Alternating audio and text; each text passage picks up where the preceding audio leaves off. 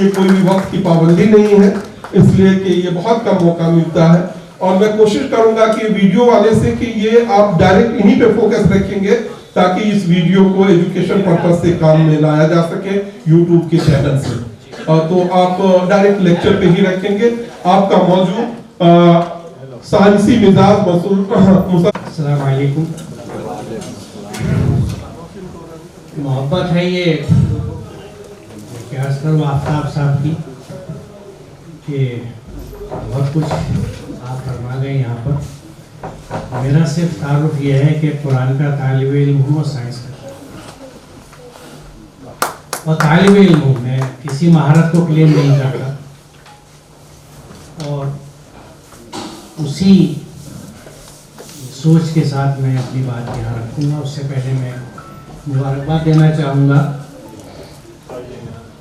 شریف صاحب مرحوم کی پوری فیملی کو کہ انہوں نے یہ انیشیٹو لیا، ایک اچھا انیشیٹو لیا کہ ایک یادگار نہ صرف خطبہ بلکہ ٹرسٹ قائم کیا، اور جیسے انہوں نے پروگرام کا یہاں ذکر کیا کہ اس سلسلے کو آگے چلائیں گے، کیونکہ یہ ایک میسیج بھی ہے ہم سب کے لیے جس کا یہاں ذکر عتیق صاحب نے بخوبی کیا کہ ہم سب کو اپنے حصے کا کام کرنا. اندھیرے کی برائی کر کے تنقید کرنے سے اندھیرے دور نہیں ہوتے، اپنے حصے کا چراغ جلانا. اندھیرے بڑھ جائے تو اس روشنی کو بڑھانا پڑتا ہے، لیکن یہ کام اس کے بنا اور کوئی طریقہ ہے ہی نہیں. تو ہم ہر ایک کو اپنے حصے کا چراغ جلانا ہے. پورے علاقے محلے کی بات اگر نہیں کر سکتے تو کم از کم اپنے گھر میں اپنے اہل خانہ کو تعلیم و تربیت سے نواز دیں، تیار کر دیں. بلکہ اس کو میں تو تربیت و تعلیم کہتا ہوں. تعلیم و تربیت کو میں دوسرے انداز سے سمجھتا ہوں کہ اگر تربیت ہے تو تعلیم بھی تو چل جاتی ہے. تعلیم بے انتہا ہے اور تربیت نہیں ہے تو وہ شخص بطور ایک شخص کے بیکار ہوتا ہے. تو تربیت اور تعلیم جس کی شروعات ماں کی گود سے اور گھر سے ہوتی ہے، اور پھر اس میں اساتذہ اور محلہ اور پورے سماج و خاندان کا نہ صرف رول ہوتا ہے بلکہ اور آپ سب لوگ جو آج چھٹی کے دن یہاں تشریف لائے، مجھے حکم یہ ہوا تھا کہ مجھے سائنسی مزاج پہ بات کرنی ہے. تو سائنس کو پہلا تھوڑا سا میں تعارف کر لوں کہ سائنس کس کو کہا جاتا ہے. عام طور سے ہم لوگ سائنس ایک مضمون سمجھتے ہیں، ایک subject, physics, chemistry, maths, biology وغیرہ. سائنس کسی مضمون کا نام نہیں ہے بلکہ ایک طریقہ ہے، ایک میتھڈولوجی ہے چیزوں کے بارے میں جاننے کی. سائنس لفظ جو انگلش میں استعمال ہوتا ہے آیا تو یہ لیٹن سے، لاطینی زبان سے، آج انگریزی میں استعمال ہوتا ہے. اور اس کی تعریف اگر ہم دیکھیں تو یہ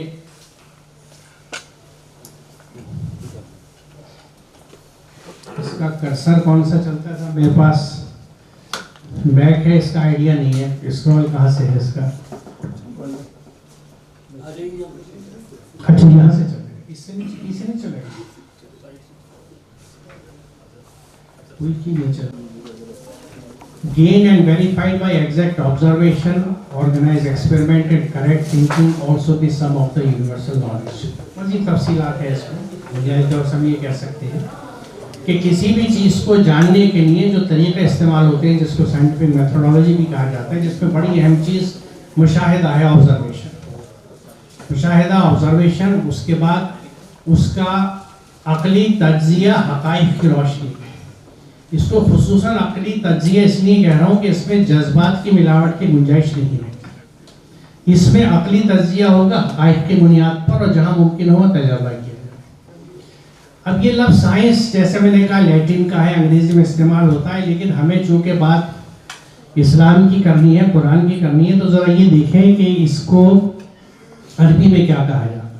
یہ المورد ڈکشنری ہے جو آپ کے سامنے اس کا وہ صفحہ، اس میں آپ دیکھیں گے کہ تمام ریلیٹڈ ورڈ جو ہے science, knowledge, learning, lore information, اس سب کے لیے عربی کا ایک جامع لفظ آیا ہے علم. ہو سکتا ہے آپ کو بڑا عجیب لگے، لیکن حقیقت یہ ہے کہ عربی زبان میں جس کو ہم سائنس کہتے ہیں اس کو علم کہا جاتا ہے. آپ اگر کسی عرب کنٹری میں جائیں اور کسی یونیورسٹی میں جائیں تو وہاں سائنس فیکلٹی کو کلیات اور علوم لکھا آپ دیکھیں گے، وہاں عالم کا لفظ سائنٹسٹ کے لیے استعمال ہوتا ہے. تو سائنس اور علم ایک ہی چیز ہے.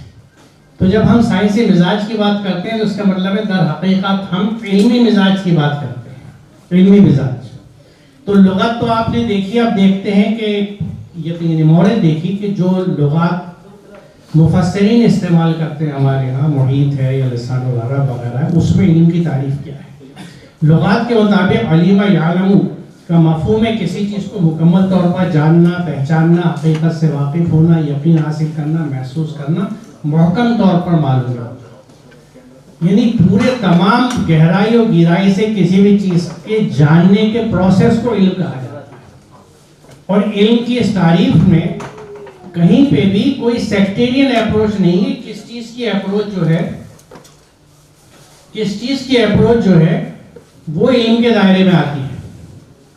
ٹو نو دی ان نون, ناواقف سے واقف ہونا, یہ علم ہے. اب دیکھتے ہیں قرآن کریم میں اس کا ذکر کس طرح سے. قرآن کریم میں علم آدم الاسماء کلھا, یہ بڑی بنیادی ایک آیت ہے کہ اللہ تعالیٰ نے آدم کو, یعنی پوری آدمیت کی, پوری ہیومینٹی کی بات ہے, کہ ان کو تمام اشیاء کا علم عطا کر دیا. کیونکہ یہ اسماء سے مراد صرف نام نہیں ہے بلکہ پوری تفصیل ہے. پھر اس میں کس طرح ذکر ملتا ہے کہ علم الانسان ما لم یعلم, علمہ البیان, علامہ بالقلم, قلم سے لکھنا سکھایا, بولنا سکھایا, جو نہیں جانتا تھا وہ سکھایا. اب یہاں سوال یہ ہے کہ یہ سکھایا اللہ تعالیٰ نے کس طرح؟ کیا ایک استاد کی طرح آگے سکھایا؟ نہیں, بلکہ ہر شخص میں اس کی استعداد رکھ دی, کیپیسٹی رکھ دی کہ آپ اسے سیکھ سکتے ہیں. اسے ہم آج کی زبان میں اس طرح کہہ سکتے ہیں کہ ہر انسان کے جینز میں, اس کے کروموزومز میں صلاحیتیں موجود ہیں. اور اس کے ہم اس طرح سمجھ سکتے ہیں اس چیز کو کہ جو بچہ جس گھر میں پیدا ہوتا ہے, اگر ہمارے گھر میں پیدا ہوتا ہے تو وہ اردو بولتا ہوا بڑا ہوتا ہے. اس سے ٹیمل فیملی میں رکھ دیجئے تو وہ ٹیمل بولتا ہوا بڑا ہو جائے گا. جاپان لے جائیے, جاپنی زبان بولتا چلا جائے گا. میں اسی ایک بچے کی بات کر رہا ہوں, یعنی اس میں اپنے گرد و پیش سے سیکھنے کی صلاحیت ہے, ہر چیز کی صلاحیت. دوسرا رخ دیکھیے, جو بچہ گھر میں بڑا ہوتا ہے اس کو جس طرح کا ماحول مل رہا ہے اسی طرح کی چیز وہ سیکھتا ہے. جس چیز کو آپ اسے سکھانے بٹھا دیں گے اس چیز کو وہ سیکھنے لگے گا. اس بچے کو آپ اسکوٹر میکینک کی دکان پہ بٹھا دیجیے, وہ اسکوٹر کا کام سیکھ لے گا. ریفریجریٹر میکینک کے پاس لے جائیے, ریفریجریٹر کا کام سیکھ لے گا. اس کو دوڑ لگانا سکھا دیجیے تو دوڑنے لگے گا, ریسر بن جائے گا. قلم پکڑا دیجیے, لکھنے لگے گا. ایک چیز میں کہنا بھول گیا تھا, مجھ سے غلطی ہو گئی, موبائل سب نے سائلنٹ کر لیا. میں پہلے کر چکا ہوں, اس ہال میں آتے ہی سائلنٹ کر لیا تھا, کیونکہ میرے فون کو اٹینڈ کیے بنا یقین جانے نہ دنیا کی گردش رکے گی نہ حالات میں کوئی تبدیلی آئے گی. یہ بھرم اور خام خیالی ہماری ہے کہ ہم اپنے آپ کو بے حد امپورٹنٹ سمجھ کے ہر وقت فون پہ لگ جاتے ہیں. پہلے وہ وقت بھی تھے, بڑی اچھی زندگی گزرتی تھی کہ ایک گھنٹی بجتی تھی, وہ بھی چند گھروں میں ہوتا تھا, اور اس کے یہاں جاتے تھے فون کرنے کے لیے. تو یہ جو ہمارے گلے میں گھنٹی بن گئی ہے, اس کو یہاں سائلنٹ کر لیں تاکہ توجہ موضوع کی طرف رہے. تو ہر ایک کے اندر جب کیپیسٹی دے دی گئی, میں تھوڑا سا اسی بات پہ تفصیل جا رہا ہوں کیونکہ اصل چیز یہاں پر ہے.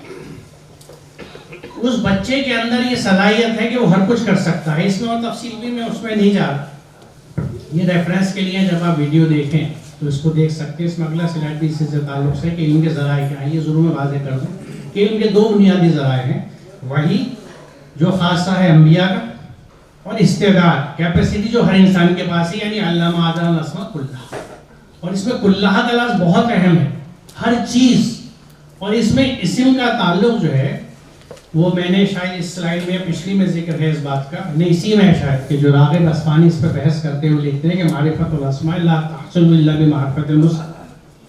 جب تک مسمى کا علم نہ ہو, اسم کا علم, یعنی اکثر ہم کہتے ہیں نا کہ مان لیجیے مرحوم شریف صاحب کا میں ذکر کروں کہ شریف صاحب بے حد شریف آدمی تھے, تو ہم کہتے ہیں اسم با مسمى ہے, جیسا نام ہے ویسے یہ خود ہے. یعنی ان میں صفات بھی وہی ہیں جو اس نام کی ہیں. اسماء الحسنہ اللہ تعالیٰ کے تعلق سے جوڑتے ہیں کیونکہ اس میں ہر خوبصورت حسین متوازن جو فعل ہے وہ اسی کی ذات سے جڑا ہے, اس لیے اس کے جتنے اچھے نام ہیں اچھی صفات ہیں. تو اسم جو ہے یہ صفات کے ساتھ ہوتا ہے. تو اللہ تعالیٰ کے جب ہم کہیں نام لیتے ہیں تو وہ محض نام لینا نہیں ہوتا, اس کی صفات کو ذہن میں رکھنا ہوتا ہے اور اس کے اکارڈنگلی کام کرنا ہوتا ہے. بسم اللہ سے کہانی ختم نہیں ہو جاتی, شروع ہوتی ہے کہ جس کام کو اب آپ نے اٹھایا ہے اس کو اللہ کی صفات اور اس کے قوانین کے حساب سے لے کے چل رہا ہے.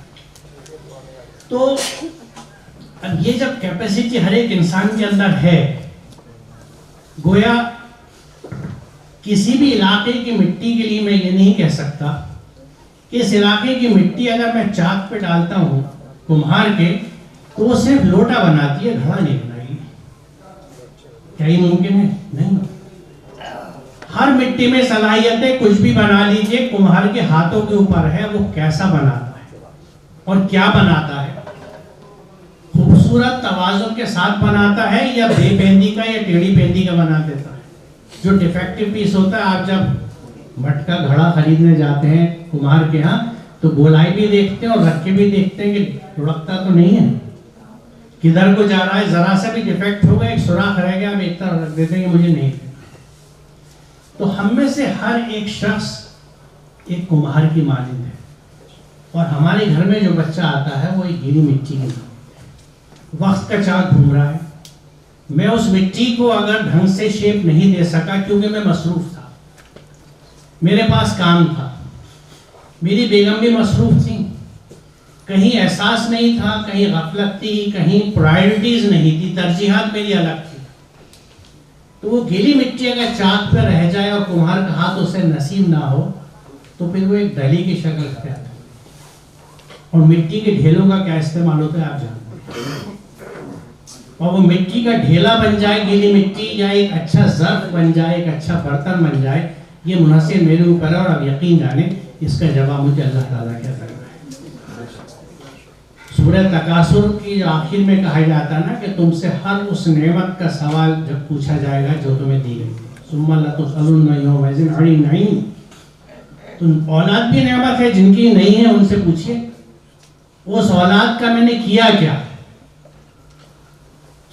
وہ اولاد میرے لیے ثواب جاریہ کا ذریعہ بنی، جیسے یہاں یہ شریف فیملی کے چیز نظر آ رہی ہے، یا وہ میرے گناہ جاریہ بن گئی کہ مجھ سے چھوڑ کے گیا، ہر ایک کہیں زمین دبا رہا ہے، کہیں قبضے کر رہا ہے، کہیں لڑائی کر رہا ہے، کہیں گینگسٹر بنا ہوا ہے، تو خود تو برائی کر ہی رہا ہے، میرے حصے میں بھی گناہ جاریہ. تو یہ اولاد کی تربیت بنیادی چیز ہے. یہ ایک الگ موضوع ہے، میں تھوڑا سا ہٹا ہوں اس سے، لیکن یہ جڑی ہوئی چیز اس سے، کیونکہ تعلیم و تربیت اس بنیادی چیز کا حصہ ہے. تو اب دیکھیں جو ہم نے ابھی بات کری مختصر کہ کسی بھی چیز کو جاننے کے لیے جو مین فیکلٹیز استعمال ہوتی ہیں ہماری، وہ سماع، بصر، فواد، قرآن کی زبان میں یعنی hearing, vision and thinking mind. یہ تین چیزیں ہیں جو سب سے اہم ہیں کسی بھی چیز کو سمجھنے کے لیے. اب اس کی روشنی میں آپ قرآن کریم کی یاد دیکھیے کہ اللہ نے تم کو تمہاری ماؤں کے پیٹوں سے نکالا اس حالت میں کہ تم کچھ نہ جانتے. طلاق عالم شیء، کچھ نہیں جانتے. اس نے تمہیں کان دیے، آنکھیں دی اور سوچنے والے دل دیے، اس لیے کہ تم شکر گزار. اب شکر گزاری میں اصل چیز ہے. شکر گزاری کس طرح ہوتی ہے؟ جب اس چیز کا حق ادا کر دیا جائے. ایک باپ نے اپنے بچے کو قلم میں کسی اچھے رزلٹ کے آنے پہ، اب وہ بچہ اس قلم کو کلاس میں جا کے جو ڈیسک پہ آگے بچہ بیٹھا ہے اس کی کمر میں بھوگ رہا ہے، تو یہ شکر گزاری نہیں ہے، صحیح استعمال نہیں ہے. یا اس کی سیاہی، جب ہمارے زمانے میں تو انک والے پین ہوتے تھے، قمیضوں پہ ڈالی جاتی تھی، آگے بیٹھا ہوا ہے، پیچھے والے نے سیاہی ڈال دی. اصل استعمال کیا ہے کہ اس سے لکھے. اس نے شکر تو ادا کیا ہوگا غالباً اپنے ابا کا جب تحفہ ملا کہ ابا جان تھینک یو، شکریہ، جیسے بھی اس نے کہا، لیکن وہ شکریہ گنا نہیں جاتا، عملاً شکریہ. اس لیے اللہ تعالیٰ کے بھی زبانی شکر، ہمارے زبانی شکر کی بڑی گردان ہے، شکر الحمدللہ شکر. لیکن جو چیز ملی، جو نعمت ملی، کیا اس کا استعمال اللہ کے احکامات کے حساب سے کیا گیا تو عملاً شکر ہے. تو یہاں ان چیزوں کی شکر گزاری کیا ہے کہ ان چیزوں سے آپ وہ علم حاصل کریں جس کے لیے اللہ تعالیٰ نے حکم دیا ہے. کیونکہ علم پہ بھی بات کرنا بڑا ضروری ہے، کیونکہ ہماری جو آج حالت ہے اس میں وہ 1000 سال کے علم کی تقسیم مین محرک، مین ریزن ہے جس نے 2 دھڑوں میں ہمارے علم کو بانٹ رکھا ہے، دینی تعلیم اور دنیاوی تعلیم. تو تھوڑا سا اس ڈسکشن میں یہ بات بھی سامنے آئی ہے کہ علم ہے کیا، اور قرآن ہمیں کس علم کے حصول کی دعوت دیتا ہے، بلکہ حکم دیتا ہے واضح طریقے سے. یقیناً خدا کے نزدیک بدترین قسم کے جانور وہ بہرے گونگے، بریکٹ میں نے لوگ لکھا ہے، جو عقل سے کام نہیں لیتے. یہ عقل کی اہمیت ہے جو اس آیت میں انفال 22 میں واضح ہوتی ہے. یہاں نوٹ کیجئے یہ کہ شرت دواب کا لفظ آیا ہے یہاں پہ. قرآن نے لوگوں کو ایڈریس کرنے کے لیے ہر جگہ ناس کا لفظ استعمال ہوتا ہے، یا ایھا الناس. یہاں دواب کا لفظ استعمال کیا ہے کن لوگوں کے لیے؟ جو عقل استعمال نہیں کر رہے. بدترین کے لیچر کہہ رہا ہے ان کو، گونگے بہرے لوگ جو عقل استعمال نہیں کرتے. دواب کہتے ہیں کریچر. سائنس بھی یہ بات بتاتی ہے کہ انسان کا جو نقطہ امتیاز ہے، ڈسٹنکشن ہے، اس کی عقل ہے، انٹیلیکٹ. اگر انسان عقل استعمال نہیں کر رہا تو جانور کی سطح پہ جیتا ہے. قرآن اس بات کو کہہ رہا ہے. شر الناس بھی کہا جا سکتا تھا، شر الدواب، یعنی قرآن مان ہی نہیں رہا انسان بھی اس کو جو عقل استعمال نہیں کرتا. جہاں عقل استعمال ہوتی ہے وہی سائنسی مزاج ہے، اور وہاں تقلید نہیں ہوتی. یہ بڑا اہم نقطہ ہے. صدیوں سے ہمارے ہاں تعلیم و تربیت اور اسلام تقلید کے نام پہ چلتی ہے، جس کا بنیادی محرک آبا پرستی. بڑوں کا بچوں کو یہ سمجھانا ہے کہ نہیں جو ہم نے کہہ دیا وہ ٹھیک ہے. چھوٹا خدا بن جانا ہے بڑے کا. ادب، احترام، تمیز الگ چیز ہے، بندگی الگ چیز ہے، آبا پرستی الگ چیز ہے. اس کی وضاحت بھی میں تھوڑی قرآن کی روشنی میں بھی کروں. تو یہاں پہ قرآن یہ کہہ رہا ہے کہ جو عقل استعمال نہیں کرتا اللہ کے نزدیک بدترین قسم کا جانور ہے. وہ انسان نہیں کہہ رہا. اس کو ذہن میں رکھیے. یہ ایک پیغام ہے سب انسانوں کے لیے. یہ قرآن کی ہمہ گیری کو بتاتا ہے. یہ پورے انسانوں کے لیے پیغام ہے. یہ بھیجا گیا ہے اس لیے کہ ان کو اس کے ذریعے سے خبردار کر دیا جائے اور وہ جان لیں کہ حقیقت میں خدا بس ایک ہی ہے، اور اپنی عقل استعمال کرنے والے اسے سمجھ لیں اور یاد رکھیں. جو عقل سے سوچے گا اس کو سمجھ میں آ جائے گا خدا ایک ہے. لا الہ الا اللہ محمد رسول اللہ صلی اللہ علیہ وسلم. یہ لا الہ الا اللہ کی کنسیپٹ کیا ہے؟ ہم کہتے ہیں خدا ایک ہے، مانتے ہیں. ہم میں سے کوئی بھی نہیں ہوگا جو یہ کہیں گے نہیں بھی خدا ایک نہیں، کم از کم جو اپنے آپ کو مسلمان کہتا ہے. آپ اس میں غور فرمائیں کہ یہ اتنا اہم کلمہ جس کو کلمہ شہادت اور گواہی کے طور پہ استعمال کیا جاتا ہے، اس کی شروعات انکار سے ہوتی ہے، نفی سے ہوتی ہے. لا الہ، کوئی اللہ نہیں ہے، الا اللہ، سوائے اللہ کے. تو یعنی اقرار ضروری ہے یا نفی ضروری ہے؟ پہلے نفی ضروری ہے. کس چیز کی؟ کہ جتنے اللہ میاں بیٹھے ہوئے پہلے ان کو ہٹا دو. آپ اسی راج ہنس میں جب اوپر ڈائننگ ہال میں جائیں گے تو پہلے آپ کی میز صاف کی جاتی ہے، پھر وہ لگائی جاتی ہے. یہ table is clean first then it is laid. تو میز صاف کرنے کا، کاغذ صاف کرنے کا میں نے عمر گزاری ہے ٹیچنگ میں، اور بلیک بورڈ پہ بھی پڑھایا ہے. تو پہلے بورڈ صاف کیا کرتے تھے، پھر لکھا کرتے تھے. پہلے لکھی ہوئی چیزیں صاف کرنی ہے جو نقش و نگار بنے ہوئے، جو سماج نے، میں جب تک شعور کی عمر تک پہنچا تو میرے ماں باپ، میرے سماج، میرے اساتذہ نے جتنے خدا میرے یہاں بٹھا دیے تھے پہلے مجھے ان کو صاف کرنا ہے. میں خوش قسمت ہوں اگر کوئی نہیں بیٹھا تھا اور میں اللہ سے مطابق ہو گیا تھا بچپن میں. ایسے خوش نصیب بھی ہوتے ہیں. ورنہ مجھے انہیں صاف کرنا ہے، اور اس کے بعد استھاپنا ہوگی اللہ میاں کی، لا الہ کے بعد الا اللہ. یہ کئی سال پہلے کی بات ہے کہ 9th کلاس کے بچوں کو میں اس چیز کو سمجھا رہا تھا. تو میں نے بچوں سے یہ پوچھا کہ بتاؤ کہ جو چھوٹے اللہ میاں ہیں ہماری زندگیوں میں، وہ سب چھوٹوں میں سب سے بڑا اللہ کون سا ہے؟ تو ایک دو نے ٹرائی کری، لیکن ایک بچی نے فوراً یہ جواب دیا کہ سر ہماری خواہشات ہمارا اللہ. یہ حقیقت ہے کہ چھوٹے اللہ میں سب سے بڑا نفس، سب سے بڑا خدا میرا نفس ہے، جس کے کہنے پہ میں اپنی عمر گزارتا ہوں، اور اس کے کہے کو جسٹیفائی کرنے کے لیے، سینٹیٹائز کرنے کے لیے طریقے ڈھونڈتا ہوں کہ اس کو کہاں سے اپروول لے لوں. قرآن سے نہیں مل رہا تو بڑوں کے اقوال سے لے لوں، کہیں سے گنجائش لے آؤں تاکہ رند کے رند رہے، ہاتھ سے جنت نہ گئی، دونوں ہاتھ میں لڈو رہے، دین کا بھی بھلا ہو گیا اور دنیا میں میرا کام ہو گیا. گنجائش نکال لوں. اس گنجائش نے مار دیا. بہت چیزیں گنجائشیں نکلی. خیر آگے چلتے ہیں. اب یہ کائنات کے بارے میں قرآن تعارف دیتا ہے کہ زمین اور آسمان کے جس قدر جاندار مخلوقات ہیں اور جتنے ملائکہ سب اللہ کے لیے سجدہ ریز ہیں. اب یہاں سجدہ ریزی کو ہم لفظی معنی میں بالکل نہیں لے سکتے. ہمارے یہاں سجدے کا تصور ہے پیشانی زمین پہ رکھ دینا. دیکھیے سجدے کا اصل مطلب ہے جھک جانا. جب آپ کسی کے آگے جھکتے ہیں تو وہ اتباع کے لیے ہوتا ہے کہ I submit to you. ایک باؤ کرنا الگ بات ہے, جھکنا, اور ایک بندگی میں چلے جانا, اس کی اتباع کرنا ایک الگ. پوری کائنات کی ہر چیز جو ہے اس کے ساتھ آگے آتی ہے. تکبر نہیں کرتے, کیونکہ تکبر جو ہے یہ میں اور گھمنڈ کا احساس ہے, جس کی شروعات وہاں سے ہوتی ہے جہاں ابلیس نے سجدہ کرنے سے انکار کیا, کیونکہ اس نے اپنے آپ کو بڑا جانا کہ میں اس سے بہتر ہوں. تو یہ تکبر اور گھمنڈ وہ چیز ہے جس نے ایک شیطان کو, یعنی ایک میں کہہ سکتا ہوں ایک مقرب نہیں کہتے میں احتیاط کر رہا ہوں کہ ایک شخصیت کو, ایک وجود کو لعین بنا دیا کہ اللہ تعالیٰ نے مستقل اسے دور کر دیا, لعنت زدہ ہوا. کس وجہ سے؟ گھمنڈ میں. گھمنڈ اور تکبر اور انا ہماری اکثریت کے دلوں میں ہے. مان لیجیے اس بات کو,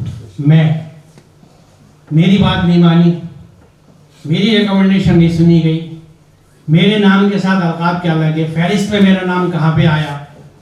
یہ میں جو ہے, یہ میں کی فیلنگ جو ہے, یہ شیطانی فیلنگ ہے. اور یہیں سے شروعات ہوتی ہے میں پرستی کی, انا پرستی کی, اور تکبر کی, گھمنڈ کی, گردن کے اکڑنے کی. یہ ساری چیزیں جو ہیں یہ سرکشی کی طرف لے کے جاتی ہیں. اپنے رب سے جو ان کے اوپر ہے ڈرتے ہیں. یہاں اوپر جیوگرافیکل نہیں ہے بلکہ فوق کا لفظ آیا ہے which is superior, جو ہر حال میں بہتر ہے ان سے, اور جو کچھ حکم دیا جاتا ہے اسی کے مطابق کام کرتے ہیں. اس کو میں نے سورہ سے اس لیے لکھا کیونکہ یہ ہے اصل چیز جو پوری یونیورس اور انسان میں فرق ہے, جن و انس میں. اس کائنات کی ہر چیز اللہ کے دیے ہوئے قانون کے حساب سے چلتی ہے. کسی ایک چیز کو یہ اللہ تعالیٰ نے نفس نہیں دیا, خواہش دیا, یا کہیے میں اسے اس طرح کہتا ہوں کہ اتنا امپاور نہیں کیا. یہ زبردست قوت ہے جو انسان کو دی گئی ہے, دی پاور آف چوائس.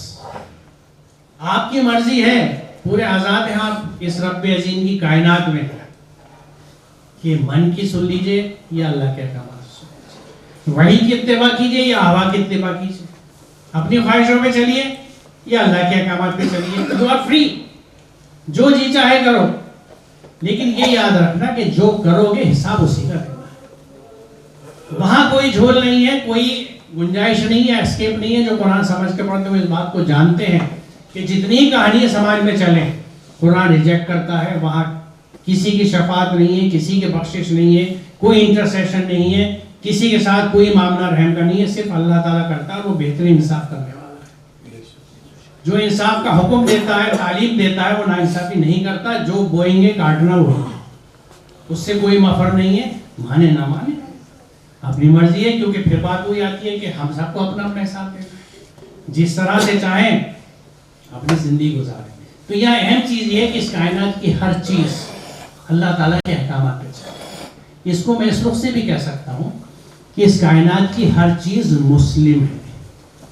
کیوں مسلم ہے؟ کیونکہ مسلم جو سین لام میم کا مادہ ہے, جس سے مسلم, اسلام, سلمہ, سلیمہ, سلمہ تمام الفاظ بنے ہیں, اس میں بڑا مفہوم سبمیشن کا ہے, یعنی اللہ کے احکامات پہ چلا. تو اس کائنات کی ہر چیز چونکہ اللہ کے قوانین پہ چلتی ہے, اس لیے پوری کائنات مسلم ہے,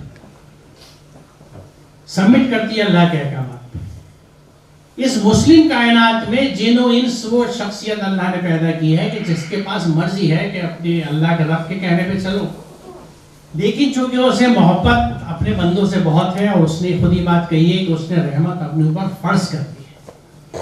اللہ تعالیٰ نے رحمت اپنے اوپر فرض کر رکھی ہے بندوں کے تئیں, بندے بھی نہیں بلکہ انسانوں کے تئیں, جن و انس کے تئیں. اس رحمت کے فرض کرنے کی وجہ سے اس کے پاس یقیناً چوائس تو دے دی, لیکن گائیڈنس کے لیے اس نے چاروں طرف ایسی چیزیں رکھ دی کہ تم جہاں دیکھو گے وہاں تمہیں یہ چیز دکھ جائے گی کہ ہر چیز اللہ کے حکم پہ چلتی ہے. یقیناً آسمان و زمین کی پیدائش یا مخلوق میں رات دن کے پھر میں عقل مندیوں کے لیے آیات ہے. اب یہ آیت میں نے اس لیے رکھی ہے یہ آل عمران کی 190 ہمیں انٹروڈیوس کرتی ہے سب سے پہلے اس چیز سے کہ 2 آیتیں ہیں، 2 قرآن ہیں. ایک قرآن وہ جو الفاظ کی شکل میں ہمارے پاس موجود ہے، اللہ تعالیٰ کا قول. ایک وہ پوری کائنات جس کی تمام کریشنز کو اور ان کی کریٹو پروسیسز کو قرآن آیت کہتا ہے.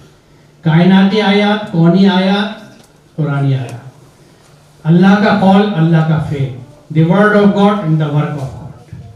اور دونوں چیزوں میں زبردست سنکرونائزیشن اور سیمیٹری ہے. کوئی اختلاف ہو ہی نہیں سکتا، کیونکہ قول و فعل کا اختلاف تو انسانوں میں پایا جاتا ہے، منافقین میں پایا جاتا ہے. رب العزت کا تو سوچ بھی نہیں سکتے. تو جو اس کے قول ہیں، کھوجنے والی عقل ہے اور علم ہے اور جستجو ہے، تو آپ قول و فعل میں مطابقت ڈھونڈتے چلے جائیں گے اور ترقی کی زینے چڑھتے چلے جائیں گے. ادھر اٹکے 2 پھنسے، ادھر اٹکے 2 پھنسے، دونوں چیزوں کو لے کے چلنا ہے ساتھ. قول و فعل ملتا ہے. بہت مثالیں ہیں، کچھ میں یہاں رکھوں گا، وقت کی کمی کا احساس مجھے بھی تھا.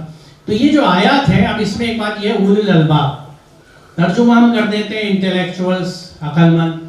حق ادا نہیں ہو رہا، کیونکہ حقیقت یہ ہے کہ زبان کے ترجمے بڑے مشکل ہیں، اس لیے وضاحت کی ضرورت ہوتی ہے. اولو الالباب، الباب جمع ہے لبن کی. لب کہتے ہیں عربی میں وہ عقل جو جذبات کی ملاوٹ سے جس میں نہ پائی جائے. خالصتاً عقل جس میں جذبات کی ملاوٹ نہ ہو اور وحی کی اتباع میں رہے، وحی کی روشنی میں چلے. وحی کی ہدایت پہ چلنے والی عقل جو جذبات سے متاثر نہیں ہوتی. اللہ نے کہا ان اللہ یامر بالعدل، میرے اوپر یہ حکم ہے کہ انصاف کرنا ہے. اب میں ایک سلیکشن کمیٹی میں بیٹھا ہوں، تو چاہے میری بیوی کا بھائی انٹرویو میں آیا ہوا ہے، چاہے میرا سگا بھائی آیا ہوا ہے، چاہے منتری جی کا بیٹا آیا ہوا ہے، ان اللہ یامر بالعدل. عقل کا تقاضا یہ ہے، وحی کی ہدایت یہ ہے کہ مجھے کسی چیز کا انفلوئنس نہیں لینا، کسی جذبات کا، کسی معاملے کا، اور کسی اس چیز کا جو لوگ بہت آتے ہیں کہ بھائی دیکھیے سر بڑا مستحق بچہ. یہ میں نے زندگی میں ہوتا ہے. ایجوکیشن ایڈمنسٹریشن میں 15 سال رہا ہوں اور بہت سلیکشن کمیٹیاں کی ہیں. صاحب بڑا مستحق بچہ ہے، یہ پورے گھر کی کفالت یہی کرتا ہے، کوئی آگے پیچھے نہیں ہے. اگر اس کو نوکری نہیں لگی تو پورا گھر اجڑ جائے گا. اب مجھے دھیان یہ دینا ہے کہ میں رازق نہیں ہوں، اللہ نے مجھے رازق نہیں بنایا. مجھے حکم ہے عدل کا.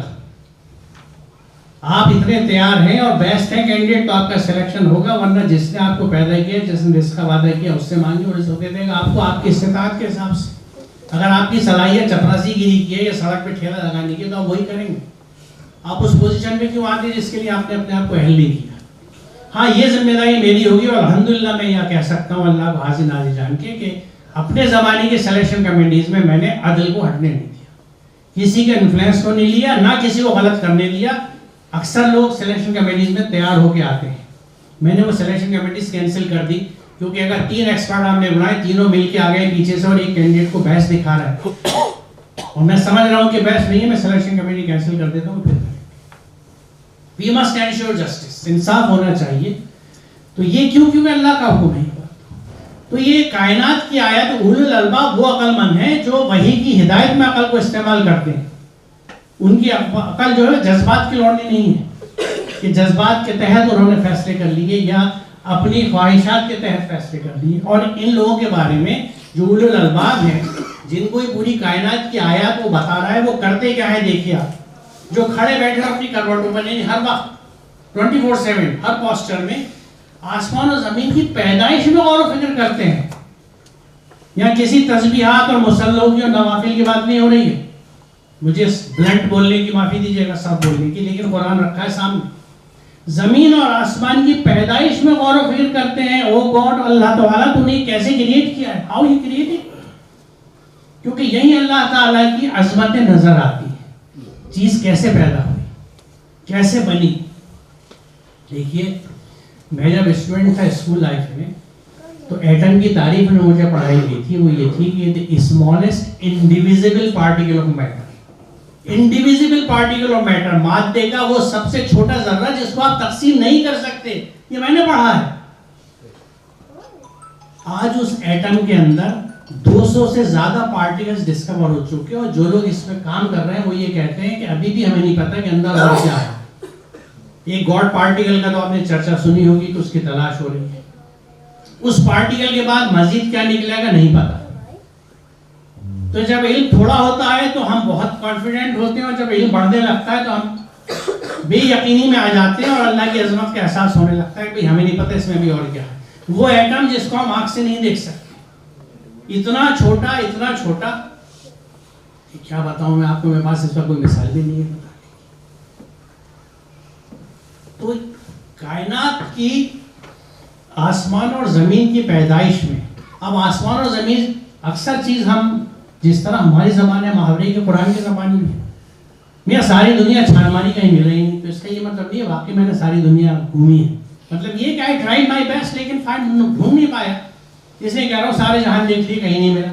تو زمین اور آسمان سے مطلب یہ ہے کہ ہر وہ چیز جو وجود میں ہے وہ اس کی کریشنز اور پروسیس آف کریشن پہ غور کرتے ہیں. کیوں غور کرتے ہیں؟ کیونکہ وہیں سے اللہ تعالیٰ کی عظمت کا پتہ ہے، اور وہیں سے انہیں موٹیویشن ملے گا کہ یہی وہ میرا رب ہے جس کے قوانین پوری کائنات کو چلا رہے ہیں. تو جو اس نے قانون مجھے دیا ہے میں اس کو کیسے جوزدان میں لپیٹ کے اوپر رکھ سکتا ہوں ایسا کہ رمضان کے رمضان جھاڑ پوچھ کے دھلائی کر لی اس کی، اور پڑھا بھی تو اس طرح پڑھا کہ بنا سمجھے پڑھا. دیکھیے سب سے بڑا غیر سائنسی ایٹیچیوڈ، ہم سائنسی مزاج کی بات کرتے ہیں، غیر سائنسی مزاجی اس چیز کا ہے کہ آپ ایک کتاب کو کتاب ہدایت بھی کہتے ہیں، لیکن پڑھ دیتے ہیں پڑھا دیتے ہیں نہ سمجھتے ہیں. تو بتائیے اس میں کیا کسی کو کچھ بتانے کی ضرورت ہے؟ صرف ہمیں تھوڑی دیر رک کے غور کرنے کی ضرورت ہے.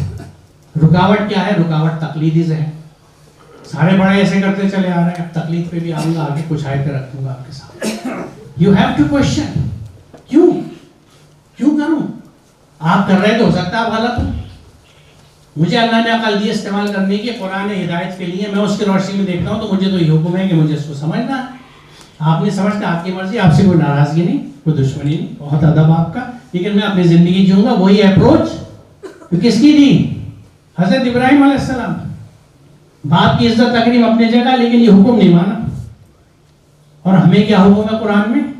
ابھی ابراہیم کی اتباع کرنے کا. اپنے باپ ابراہیم کی اتباع کرو، اس کے راستے پہ چلو. ان کے راستے کی پہلی چیز کیا تھی؟ رب کی کھوج. ڈھونڈا انہوں نے خدا کو، اور اس کے بعد کیا کیا سوالات ہو، پھر ایک دوسرا چیپٹر شروع ہو جائے گا، بات میری پھر بھٹک جائے گی. خیر، تو یہ تو بات ہو گئی مطالعے کی آیات کی. اب چند آیتیں میں رکھ رہا ہوں. وہ یہ جیسے سورج کو جیالہ بنایا اور چاند کو چمک دی، اور اس لیے منزل مقرر کی چاند کی تاکہ تم برسوں کی گنتی اور حساب معلوم کرو. اللہ نے سب کچھ برحقی پیدا کیا ہے. وہ اپنی نشانیوں کو کھول کھول کر پیش کر رہا ہے لوگوں کے لیے جو علم رکھتے ہیں. لِقَوْمٍ يَعْلَمُونَ، علم والوں کے لیے اپنی آیات کو کھولتا ہے وہ. اب چاند اور سورج کے تعلق سے ایک بات اور بھی مجھے یاد آ گئی، کوئی وقت آنے والا ہے اور پھر ایک فساد سوشل میڈیا پہ چلنے والا ہے. یہاں پہ چاند اور سورج کو اللہ تعالیٰ نے ایک ساتھ ذکر میں لایا. دونوں چیزیں اس کی آیات ہیں، اس کی کریشن ہے. تو یقین جانیں قمری کیلنڈر بھی اتنے مسلمان ہیں جتنا شمسی کیلنڈر ہے. ابھی 1 جنوری کو جب آپ مبارکباد پھیلائیں گے تو کچھ لوگ کھڑے ہو جائیں گے جن دینی حمیت والے کہ یہ ہمارا سال نہیں ہے، ہم محرم کی قبول کرتے ہیں، جبکہ انہوں نے زندگی میں کبھی محرم کی اسلامی کیلنڈر کی تاریخ اپنے خطوں میں نہیں لکھی. تو یہ وہ فضول چیز ہے جس میں آپ پھنس جاتے ہیں اصل سے ہٹ کے. جب قرآن سے ہٹتے ہیں تو یہ جو ریچولسٹک اور پیریفیرل ایشوز ہیں نا، اسی میں پوری امت پھنسی ہوئی ہے. ایسی چند مثالیں دے سکتا ہوں تھوڑے سے وقت میں، آپ خود سوچیں گے آپ کو دکھ جائیں گی. تو دونوں چیزیں اللہ کی ہیں. قمری کیلنڈر بھی اس کا ہے، شمسی کیلنڈر بھی. آپ جس کو یوز کرتے ہیں اسی کے حساب سے آپ کے لیے نیا سال ہوگا، نیک خواہشات کا موقع ہوگا. تو جو اب دیکھیں دوسری بات، چاند کی، سورج کی، ان کی گردشوں کی، ان کے جو گریڈز بتائے ہیں. اب چاند کی شکلیں کیسے بدلتی ہیں، جو پورا سسٹم سمجھتا ہوگا کہ کس طرح سے شیڈو آ رہا ہے، روٹیشن میں کس طرح سے سورج چل رہا ہے، زمین چل رہی ہے، چاند چل رہا ہے، جس سے گرہن بھی وجود میں آتے ہیں، ایکلپسز ہوتے ہیں. یہ علوم کہاں ملتے ہیں ہمیں؟ موٹے طور سے کہتے تو فزکس میں ملتے ہیں، میتھمیٹکس میں ملتے ہیں. ان علوم کی بات کی جا رہی ہے نا یہاں پہ جو کہا جا رہا ہے کہ یفصل الآیات لقوم یعلمون، علم رکھنے والے لوگوں کو، علم رکھنے والی قوموں کو. تو وہ علم وہی تو ہوں گے نا جن سے متعلق ہے ذکر ہو رہا ہے. آگے چلیے، کیا وہ لوگ جنہوں نے انکار کر دیا غور نہیں کرتے کہ سب آسمان اور زمین باہم ملے ہوئے تھے؟ آج اس کنسیپٹ کو ہم سمجھتے ہیں بگ بینگ کے تصور سے. پھر ہم نے انہیں جدا کیا, پانی سے ہر زندہ چیز پیدا کری. اوریجن آف لائف میں نے 20 سال پڑھا ہے, how life originated in water. آج ہم ان تمام چیزوں کی ڈسکوری ان لوگوں کے پاس ہے, ان لوگوں کی طرف سے آئی ہے جن کے پاس قرآن نہیں تھا. جن کے پاس قرآن تھا وہ عقیدت سے ان کو پڑھتے رہے, نہ سمجھا, نہ ان پہ غور کیا, ورنہ سب سے پہلے ڈسکوریز ہمارے پاس سے آتی ہے کہ لائف اوریجنیٹڈ ان واٹر.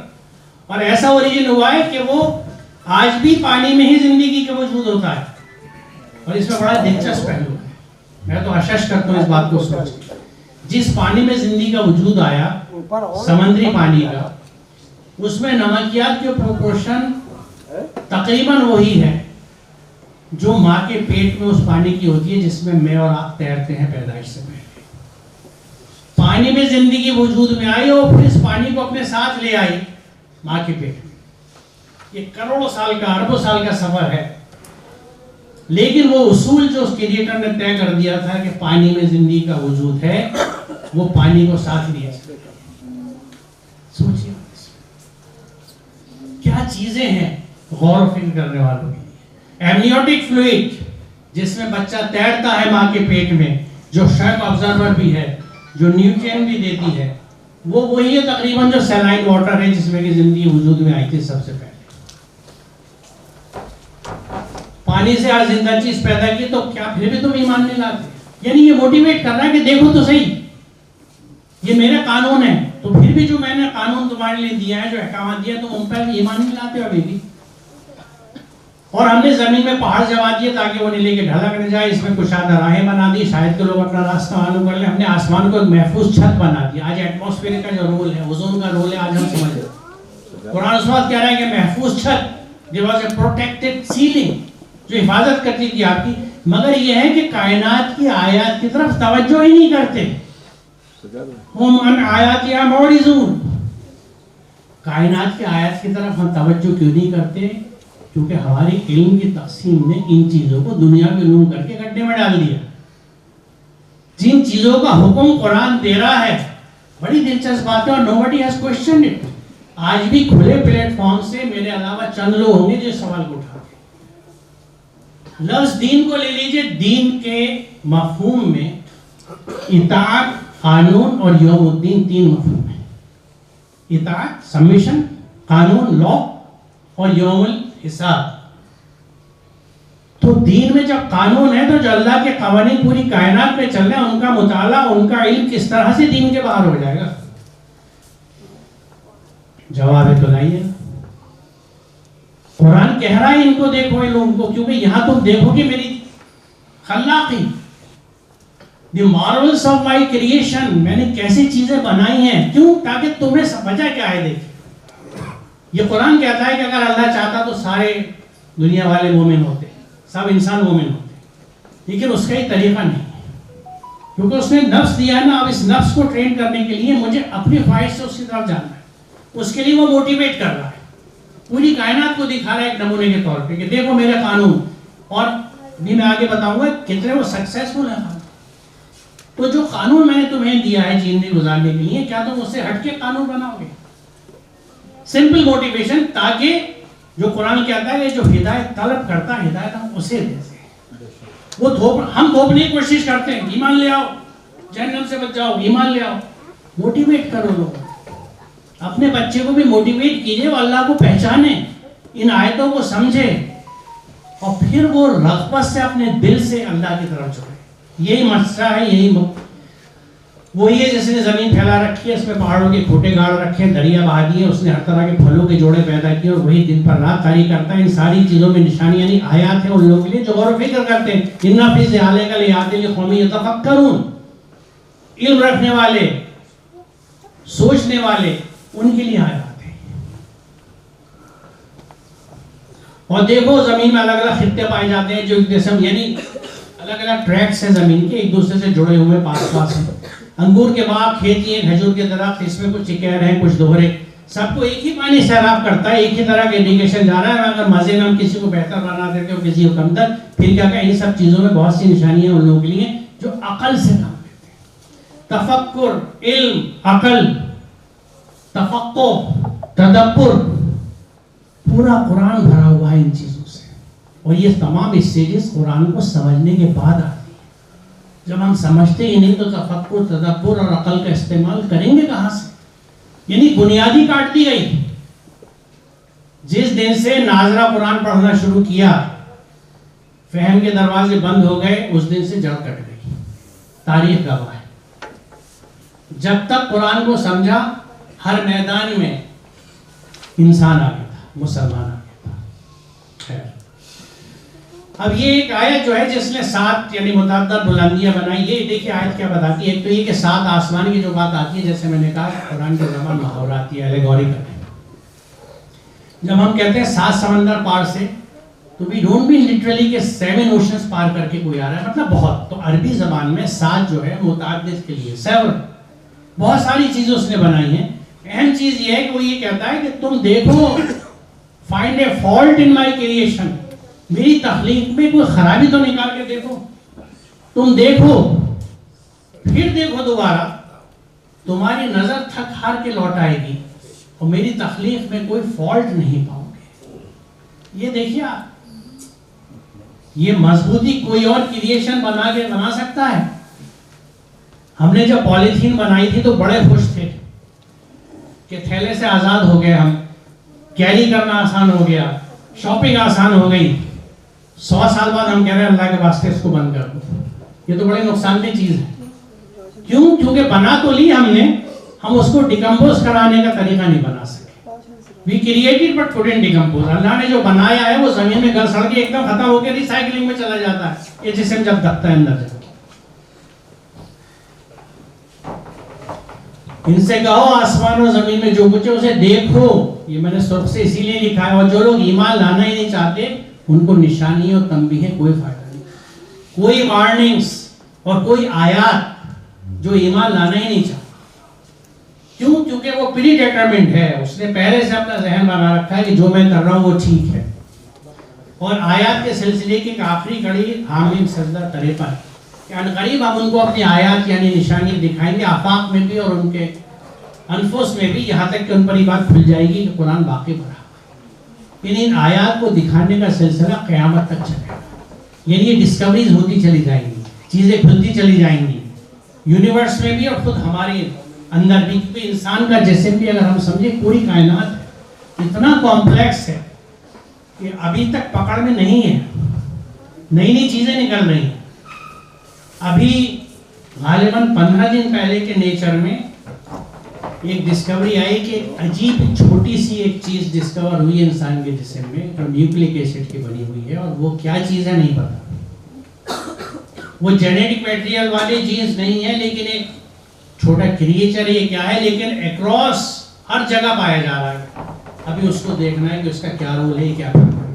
تو جب قرآن یہ کہہ رہا ہے کہ قیامت تک انفس میں بھی, خود ہمارے اندر بھی اور کائنات میں بھی نئی نئی آیات دکھتی جائیں گی, حتیٰ کہ یہ لوگ مان لیں کہ قرآن برحق ہے. اور قرآن برحق ماننے کا مطلب کیا ہے کہ الذین آتیناہم الکتاب یتلونہ حق تلاوتہ اولئک یؤمنون بہ ومن یکفر بہ فاولئک هم الخاسرون. جن لوگوں کو ہم نے قرآن دیا اس کی تلاوت ایسے کہتے ہیں تلاوت کا حق ہے. اب یہ تلاوت کا حق جو ہے وہ تجوید اور قرأت سے نہیں ہوتا. قرأت لفظ صرف پڑھنے کے لیے آتا ہے, تلاوت میں اتباع کا مفہوم شامل ہے.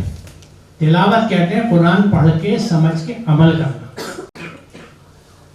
ایک یہ فکری اتباع ہے, جسمانی اتباع کے لیے قرآن کا استعمال ہوگا والشمس والقمر اذا تلاها, چاند پیچھے پیچھے چلا کس کے؟ سورج کے. یہ جسمانی اتباع ہے. فکر اتباع یہاں بتایا جا رہا ہے کہ الذین آتیناہم الکتاب یتلونہ حق تلاوتہ اولئک یؤمنون بہ, حق ادا کرتے ہیں, اتباع کرتے ہیں, یہی تو ایمان لاتے ہیں, یہی تو حق ادا کرتے ہیں. اور جو اس سے انکار کرتے ہیں وہ گاٹے میں آنے والے ہیں. وہ یعنی آپ دیکھیں کیا کیا چیز کہی جائے اور کس کس طرح سے چیزیں کھلی ہوئی ہیں. اب ان علمی احاطوں کے بعد سورہ نمل کی آیت نمبر 83 سے 85 بے حد اہم ہے, کنکلوڈ کرتی ہے سب چیز. کیا ہے کہ اللہ تعالیٰ کہہ رہا ہے قیامت کے دن ہم فوج کی فوج لوگوں کی جمع کریں گے جو ہماری آیت کو جھٹلاتے تھے. جب سب آ جائیں گے تو ان سے پوچھے گا کہ تم نے میری آیت کو جھٹلا دیا بنا ان کا علمی احاطہ کیا. کذبتم بآیاتی ولم تحیطوا بہا علما ماذا کنتم تعملون, تم کر کیا رہے تھے, what was it you did. یعنی آیات کا اور اس میں قرآنی آیات کائنات آیات دونوں آتی ہیں, کہیں ڈسٹنکشن نہیں ہے. اب قسم بھی آیات ہی, تم نے میری آیات کو جھٹلا دیا بنا ان کا علم احاطہ کیے. جو علم تمہیں دیا تھا, جو تمہیں کان آنکھ اور سوچنے والے دل دیے تھے, جن کے لیے شکر گزاری کا حکم تھا, تمہیں میں نے ابھی آیت دکھائی ہے, تم نے تو احاطہ ہی نہیں کیا. پھر آخر میں کیا کہا جا رہا ہے, ان پر وعدہ عذاب پورا ہو گیا اس لیے کہ انہوں نے ظلم کیا تھا, پس وہ بول نہ سکے. کسی چیز کے ساتھ اس کا حق نہ ادا کرنا, اس کو جگہ سے ہٹا دینا ظلم کہلاتا ہے. ایک چیز اللہ نے دی, اس کو اس انداز سے استعمال نہیں کیا تو یہ ظلم بھی ہے, ناشکری بھی ہے, کفر بھی ہے. وَاشْكُرُوا لِي وَلَا تَكْفُرُونَ, بڑی جامع بہت چھوٹی ہے. جہاں شکر نہیں ہوتا وہ کفر ہوتا ہے, لیکن شکر عملاً ہوتا ہے, زبانی نہیں. تو جب ہم شکر نہیں کرتے عملاً, تو ہم چاہے منہ سے ڈکلیئر نہ کر رہے, ہم کفر کر رہے ہیں. تو وعدہ عذاب پورا ہو گیا جو اللہ نے کہا تھا نا کہ میں تم سب کو, جب شیطان نے بھٹکانے کی بات کہی تھی تو اللہ نے کہا تم سب کو میں جہنم سے بھر دوں گا, جہنم کو بھر دوں گا تم سب سے. بچیں گے کون؟ جو اللہ نے بھی کہا اور ابلیس نے بھی مانا, مخلصین. اللہ کے وہ مخلصین جو محض اللہ کے احکامات پہ چلنے والے ہوتے ہیں, مخلصین لہ الدین, تیرے دین کے مخلص, تیری اطاعت میں چلنے والے. اب اس کے بعد ہم پھر واپس آتے ہیں اس طرف کہ اللہ تعالیٰ نے جب آدم کو نیچے اتارا تو یہ کہا کہ دیکھو میرے پاس سے جو ہدایت تمہارے پاس آتی ہے, پھر جو میری طرف سے وہ ہدایت تمہارے پاس پہنچے, تو جو لوگ میری اس ہدایت کی پیروی کریں گے, فالو کریں گے, اتباع کریں گے, ان کے لیے کسی خوف اور رنج کا موقع نہ ہوگا. اور جو اس کو قبول کرنے سے انکار کریں گے اور ہماری آیت کو جھٹلائیں گے, وہ آگ میں جانے والے لوگ ہیں جہاں وہ ہمیشہ رہیں گے. یہ آیت بہت خطرناک ہے. کیوں خطرناک ہے؟ کہ اس میں کفر و کذب دونوں ایک ساتھ آئے, آیت سے انکار کرنے والے اور ان کو جھٹلانے والے. اولئک اصحاب النار هم فیہا خالدون. قرآن کہہ رہا ہے وہ جہنم ہے. باقی ہم کو سب سمجھتے ہیں. اب دیکھیے اس طرف آتے ہیں کہ اتنے سب آیات کے ہونے کے بعد بھی قرآن کیوں بند ہے. دو وجوہات ہیں. ایک وجہ میں نے 2 آیات میں لی ہے, دوسری صرف 1 میں لی ہے. جب ان سے کہا گیا کہ جو اللہ نے نازل کیا اس کی پیروی کرو, تو ان لوگوں نے کہا ہم تو ویسے ہی کرتے تھے جیسے ہم نے اپنے باپ دادا کو کرتے پایا. غور فرمائیں, آبا پرستی کی بات میں بھی کہہ رہا تھا نا, چاہے ان کے باپ دادا کچھ بھی نہیں سمجھتے تو بھٹکے ہوئے. یہ قرآن کہہ رہا ہے. یعنی کوئی بھٹکا ہوا ہے, کون صحیح راہ پہ, اس کا فیصلہ قرآن کرتا ہے. میرے آبا, میرے بڑے اگر قرآن کے مطابق مجھے حکم دیتے ہیں تو یقیناً میں اس پہ چلوں گا. لیکن اگر ایک اماں جان بیٹے سے یہ کہہ رہی ہیں کہ میں تو ایسے گھر میں تیرا رشتہ کروں گی, کم از کم 1-2 کروڑ روپے لے کے آئے لڑکی اپنے ساتھ, تاکہ ہم سکون سے تو کھائیں. اب تک بڑی تنگی میں گزارا کیا, اب تجھے پڑھا لکھا کے IAS آفیسر بنا دیا, 2-3 کروڑ سے کم کیسے لوں میں, اور پھر تیری بہنیں بیٹھ کے ان کی بھی تو شادی کرنی ہے مجھے. اب جس بیٹے نے اس پہ گردن جھکا دی وہ تو گیا کام سے, اور جس نے حضرت ابراہیم کا راستہ پکڑا کہ اماں جان عزت آپ کی پوری, لیکن معاف کیجیے میں اللہ کے احکامات سے بغاوت نہیں کر سکتا, معاف کر دیا. آپ کر سکتے ہو ٹھیک ہے, ورنہ میں شادی خود کر لوں گا. قرآن کہیں مجھے محتاج نہیں کرتا کہ میں آپ ہی کے ذریعے شادی کراؤں. وہ تو یہ کہتا ہے کہ تم میں بیچ میں جو بھی سنگلس ہیں ان کی شادی کرو. ون کا حکم ہے, نکاح کر دو. جو مجرد, جو سنگلس ہیں, وڈو, ڈائیورس, ان میریڈ, کوئی بھی سماج میں اکیلا مت رہنے دو. کسی کو بھٹکتے ہیں, خرابیاں پیدا ہوتی ہیں. میری دیم ٹوگیدر, شادی کر دو, ان کو بٹھاؤ کرو.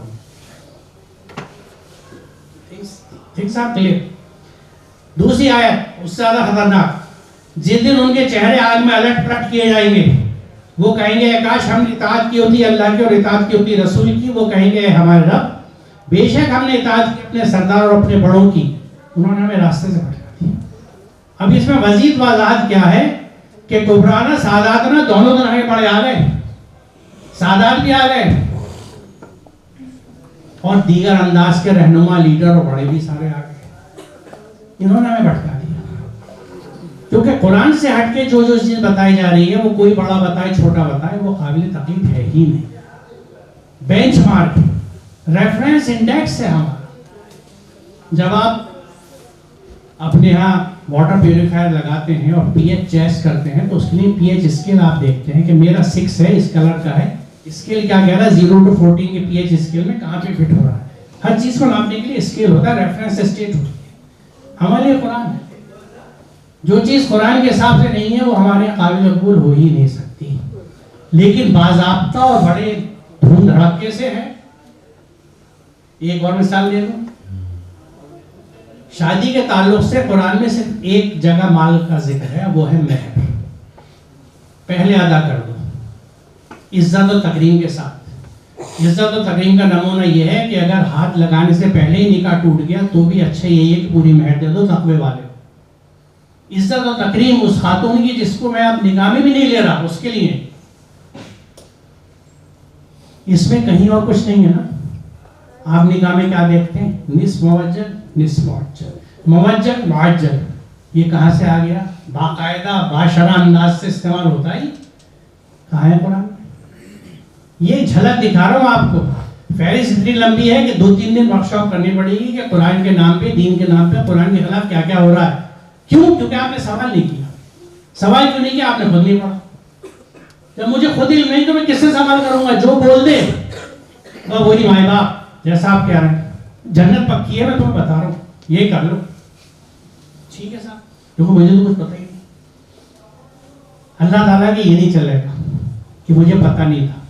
اس نے عقل دے دی, سمجھ دے دی, علم دے دیا, تو کہے گا تم نے ہر چیز تو سیکھ لی جو کرنا چاہتے تھے اپنی زندگی گزارنے کے لیے. میری ہدایت کا توجہ نہیں کری, اس کو بعد عقیدہ سے سنا, طے کر کے رکھ دیا. خیر, یہ تو بڑوں کی اتباع کی دعا یاد ہے جس کی وجہ سے قرآن سے ہم دور ہیں.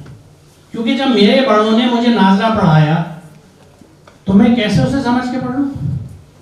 میری سب کانشس میں میرے ماں باپ نے یہ چیز بٹھا دی, سوال بعد میں کیجیے گا کرنا. میرے دماغ میں یہ چیز بٹھا دی کہ آپ کسی چیز کو بنا سمجھے پڑھ سکتے ہیں. کیا اس سے زیادہ ایک ان سائنٹیفک ایٹیٹیوڈ ہو سکتا ہے؟ ہم سائنٹیفک ایٹیٹیوڈ کی بات کر رہے ہیں. یہ کتاب جس کو کتاب ہدایت کہتے ہیں اس کو ہم نے بنا سمجھے پڑھا دیا. نہیں, بچپن سے بچے کے ذہن میں بات بیٹھ گئی کہ آپ کسی چیز کو بنا سمجھے پڑھ سکتے ہیں. وہاں سے شخصیت سازی شروع ہوئی. سوال کہاں سے کرے گا؟ اس کو جو اصل منبع تھا علم کا, جہاں سے سارے علوم نکلتے ہیں, اس سے تو انٹروڈیوس ہی نہیں کیا ہم نے. اس کو سوچنے سمجھنے کا موقع ہی نہیں دیا وہاں, اور یہ سلسلہ چلا آگے تک. دوسری چیز کیا ہے؟ کیا تم نے اسے دیکھا جس نے اپنے خواہش نفس کو اپنا خدا بنا دیا؟ دوسری چیز جو قرآن سے دور رکھتی ہے ہمیں, خواہش نفس. اپنی زندگی اپنے حساب سے. کیا تم ایسے شخص کو راہ راستہ لانے کا ذمہ لے سکتے ہو؟ کیا تم سمجھتے ہو کہ ان میں لوگ سنتے ہو سمجھتے ہیں تو جانوروں کی طرح, بلکہ ان سے بھی غیر. وہاں دواب کہا جا رہا ہے جو عقل استعمال نہیں کر رہے. یہاں کہنا جانوروں سے بھی غیر گزرے ہیں کہ جانور بھی تھوڑی سی عقل استعمال کر لیتے. اب یہاں دیکھیے خواہش نفس کو اپنا خدا بنا لیا. ایک بات تو یہ ثابت ہے کہ اگر ہم دل کے کہنے پہ چلتے ہیں, منمانی زندگی گزارتے ہیں, تو یعنی ہم نے اپنی خواہشوں کو اپنا خدا بنا لیا. تو یہاں پہ خدا بھی ڈیفائن ہوا ہے. خدا ڈیفائن ہوا ہے کس طرح سے کہ جس چیز کو آپ فالو کرتے ہیں وہ آپ کا خدا ہے. جس کی تسبیح اور نمازیں آپ پڑھ رہے ہیں وہ خدا نہیں ہے آپ کا. جس کو فالو کر رہے ہیں, جس کی اتباع کر رہے ہیں, خدا وہ ہے آپ کا. نفس کے بندے ہیں, منمانی زندگی گزار رہے ہیں, تو لگا لیجیے جتنے القاب اپنے ساتھ لگانے ہیں. آپ اللہ کے بندے تو نہیں. آپ کہتے ہیں یہ میرا راستہ ہے, رسول اللہ سے حکم ہے, میں اللہ کی طرف بلاتا ہوں. دانائی پر بصیرت کی بات ہے. رسول اللہ کی دعوت بصیرت پہ بیسڈ ہے, بیسڈ آن ریزننگ, لاجک, دلیل. میں بھی اور وہ بھی جس نے میری پیروی کری. اتباع کرنے والوں کو بات بھی رسول اللہ صلی اللہ علیہ وسلم نے کہ میرے وہ بندے جو میری پیروی کرنے والے ہیں, بصیرت کے حساب سے ان کی دعوت ہوگی اور بندگی کی, سب تگدو اللہ کے لیے ہیں اور وہ مشرکوں میں سے. یعنی میرے ہاں لا الہ کا مرحلہ گزر چکا, میں الا اللہ پہ ہوں. میں کسی اور کے حکم کو شریک نہیں کرتا. ہمارے یہاں شرک کا تصور صرف یہ ہے کہ کہیں کسی اور جگہ سر جھکا دیا. اللہ کے حکم میں کسی کو شریک کرنا, جب اس نے جن جن چیزوں سے منع کیا, میں نے ابھی شادی کی مثال دیا, قرآن اسراف سے منع کرتا ہے, دکھاوے شوبازی سے منع کرتا ہے, جاہلیت کے زمانے کے رسوم سے منع کرتا ہے. یہ ساری چیزیں ہمارے یہاں باضابطہ ہوتی ہیں, بڑی بڑی تقریبوں میں. شادی گھر وجود میں آ گئے. میرے بچپن میں یہ شادی گھر نہیں ہوا کرتے تھے. آپ میں جو میری عمر کے ہوں گے نہیں ہوتے تھے. اب 5 star culture, farm house culture, کھلی بےہودگی ہیں, بے شرمی ہیں, اسراف. اور وہ اسراف شادی گھروں تک نہیں ہے, مساجد میں بھی ہیں. مساجد سجائی جا رہی ہیں, سنگے مرمر لگ رہے ہیں, لال پتھر لگ رہے ہیں, کوٹا اسٹون, ایئر کنڈیشنر, گدے پڑ رہے ہیں. اس کو اسراف نہیں کہتے کیونکہ دین کے نام پہ ہو رہا ہے. بتائیے, مسجد کا یہ کام تھا, اس پیسے میں سے وہاں لنگر چلاتے, ڈسپینسری چلاتے, کوچنگ سینٹر کہتے. جو عتیق صاحب کہہ رہے ہیں, کیا اس پورے علاقے کے سب لوگ اتنے فارغ البال ہیں کہ ان کے پاس ہر ایگزام کی فیس ہے موجود؟ وہ علاقہ اپنی مسجدیں سجا سکتا ہے جو یہ کہہ سکے کہ 100% میرے ہاں سب لوگ جو ہے وہ اطمینان سے ہیں, تعلیم بھی ہے, سکون سے کھانا بھی کھا رہے ہیں, چھت بھی ان کی اپنے ہے, ضرورت زندگی کے سامان پورے ہیں ان کے پاس. نہیں تو وجہ یہ کہ آپ نے سوال نہیں کیا, مسجد کے نام پہ چندہ فوراً دے دیا. یہ نہیں پوچھا کس طرح سے بن رہی ہے, کون بنا رہا ہے, زمین اپنی تھی یا قبضے کی ہے. صاف بات کہہ رہا ہوں. میں اپنے علاقے میں دیکھتا ہوں زیادہ مساجد قبضے کی جگہوں پہ. نئی کالونیز اور پلاٹس جب کرتے ہیں تو پہلے مسجد بناتے ہیں تو اس کے پیچھے پلاٹنگ ہوتی ہے. یہ کھیل کسے نہیں معلوم کہ کس تقوی کی بنیاد پہ؟ تو مسجد زرار ہے ساری, جبھی وہ انجام آ رہا ہے.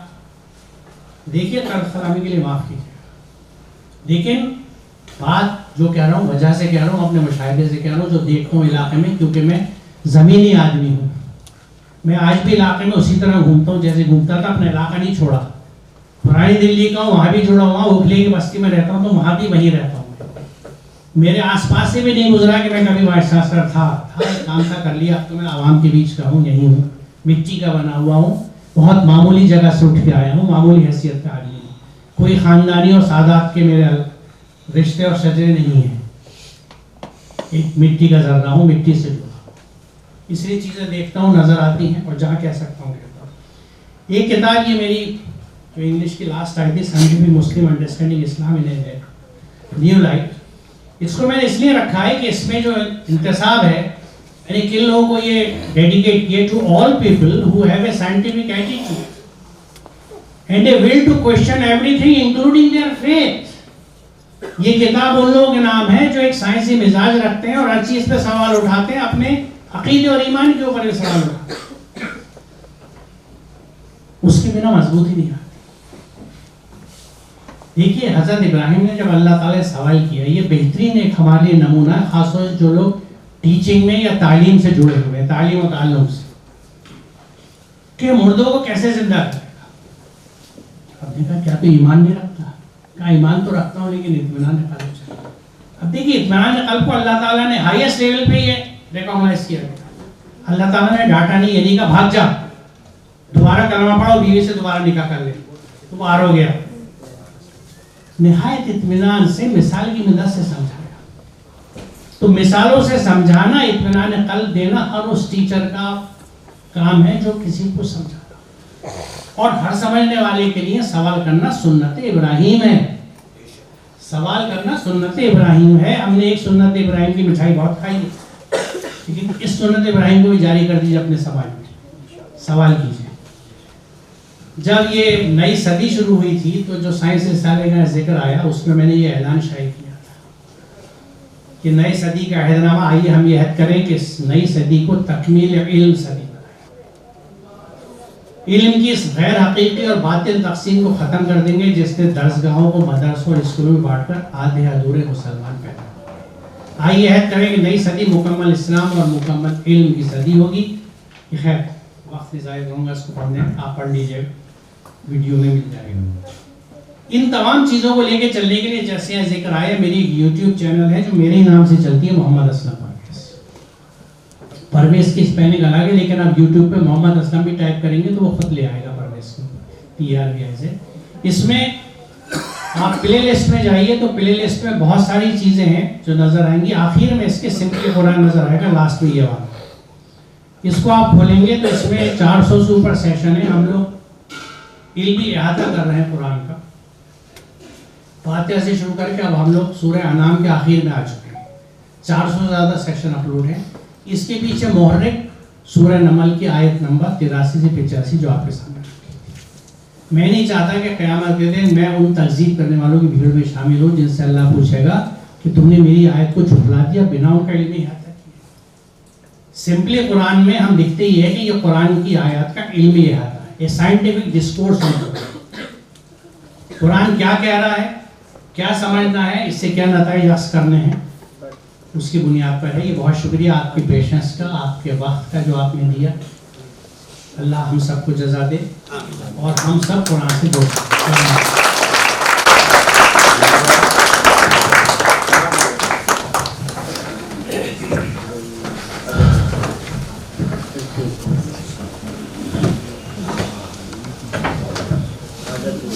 Thank you.